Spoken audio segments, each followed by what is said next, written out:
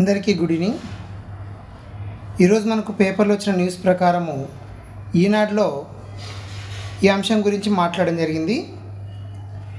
Mega DSC అభ్యర్థుల ఎంపిక జాబితా రేపే, అంటే తుది ఫలితాల గురించి రేపు ఇవ్వడం జరుగుతుంది.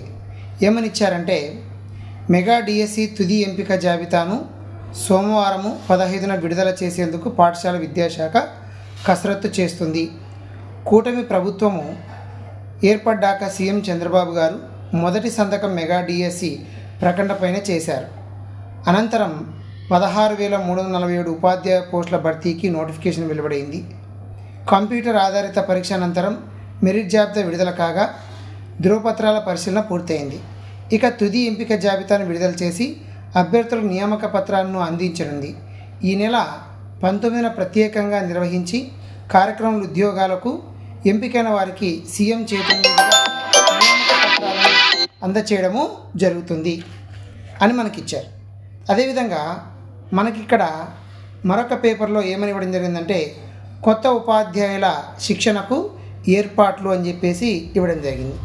ఇక్కడ మనం పరిశీలిస్తే సాధారణంగా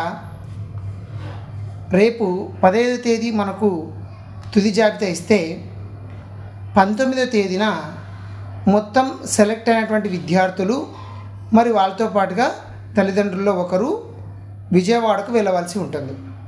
అయితే ఇక్కడ ఒక ప్రత్యేకమైనటువంటి న్యూస్ రావడం జరిగింది. ఎట్లా అంటే, ఎక్కడైతే మీరు సర్టిఫికేట్ వెరిఫికేషన్ చేశారో ఆ కౌంటర్ దగ్గర ఆ కౌంటర్ ఇన్ఛార్జే మీ బస్సు ఇన్ఛార్జిగా ఉంటారు.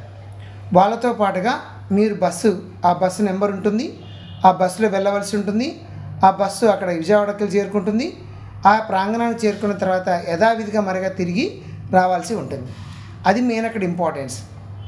మొత్తం కూడా మనకి ఇక్కడ సెప్టెంబర్ 19న సీఎం గారి సమక్షంలో అపాయింట్మెంట్ ఆర్డర్స్ ఇవ్వబడతాయి. అదే రోజుల్లో విధుల్లో జాయిన్ అయినట్టు లెక్క. అంటే సెప్టెంబరు 19 నుండే మీరు జాయిన్ అయినట్టు లెక్క. మరి సెప్టెంబర్ 22 నుంచి 29 వరకు మీకు డిస్ట్రిక్ట్ లెవెల్లో ఏ సబ్జెక్ట్ వారికి ఆ సబ్జెక్ట్ వాళ్ళకు ఒక ట్రైనింగ్ ఇవ్వడం జరుగుతుంది. దాని కొరకు సెప్టెంబర్ 16 నుండి 18 వరకు రాష్ట్రంలో ఉన్నటువంటి ఎస్ఆర్జీలు అంటే స్టేట్ రిసోర్స్ పర్సన్స్ కానీ, అదేవిధంగా ఈ స్టేట్ రిసోర్స్ పర్సన్స్ అందరినీ కూడా ఎంపిక చేసి వాళ్ళని ఈరోజు సాయంత్రానికి ఒక లిస్ట్ అవుట్ తయారు చేస్తారు. వాళ్లకు అమరావతి విట్లో ఏం జరుగుతుందంటే 3 రోజుల పాటు ట్రైనింగ్ ఇస్తారు.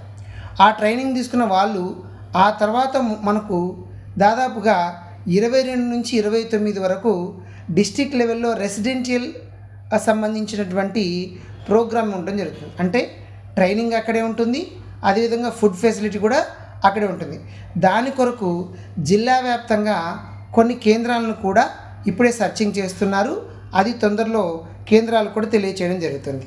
అది మనం తెలుసుకోవాల్సింది.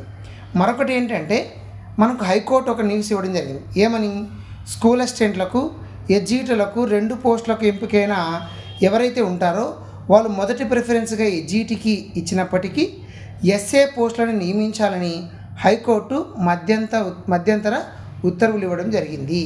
కాబట్టి ఈ అంశాలను మనకి ఇప్పుడు తెలుసుకోవాల్సినటువంటి ఆవశ్యకత ఉంది. అంటే ఇక్కడ మీరు చేయాల్సింది ఏంటి, మనకు ఎవరైతే సెలెక్ట్ అవుతారో రేపు తుది జాబితా రావడం జరుగుతుంది. ఎవరికి ఎక్కడ అనేది తుది జాబితా వస్తుంది. స్కూల్ అసిస్టెంట్లో ఎవరు వచ్చారు, ఎస్జీటీలో ఎవరు వచ్చారు, పీజీటీలో ఎవరు వచ్చారు, టీజీటీలో ఎవరు వచ్చారు, తర్వాత తెలుగులో లాంగ్వేజ్ పండిట్లు ఎవరు వచ్చారు. ఆ తుది జాబితా వచ్చిన తర్వాత ఇప్పుడు ఇక్కడ ఒక ప్రత్యేకమైనటువంటి సమస్య ఏంటంటే, తుది జాబితా ఇచ్చిన తర్వాత మనకు వెబ్ కౌన్సిలింగ్ ఉంటుందా, లేదా వెబ్ కౌన్సిలింగ్ అనేది అపాయింట్మెంట్ ఇచ్చిన తర్వాత మనకి ఏ ప్లేస్కి వెళ్ళాలి అనేది ఉంటుందా, లేదా ట్రైనింగ్ ఇచ్చిన తర్వాత వెబ్ కౌన్సిలింగ్ ఉంటుందా అనేది మనకి ఇంతవరకు సమాచారం అయితే లేదు. అంటే ఈ సమాచారం అనేటువంటిది ఇప్పటివరకు అయితే మనకు రేపు తుది జాబితా ఇస్తారు. 19వ తేదీ మనకు అక్కడ ప్రోగ్రామ్ అనేది ఏర్పాటు చేస్తారు. ఆ తర్వాత ట్రైనింగ్ ఉంటుంది, అంతవరకు ఉంది. మరి ఇక్కడ ఎప్పుడు వాళ్ళు జాయినింగ్ అనేది ఉండాల్సి ఉంటుంది, తర్వాత వెబ్ కౌన్సిలింగ్ ఉంటుందా, లేదా offline counselling, maximum web counselling ఉండడానికి ప్రయత్నం చేస్తారు. మరి అది కూడా రేపు మనకు తెలియచేసేటువంటి అవకాశం ఉంది.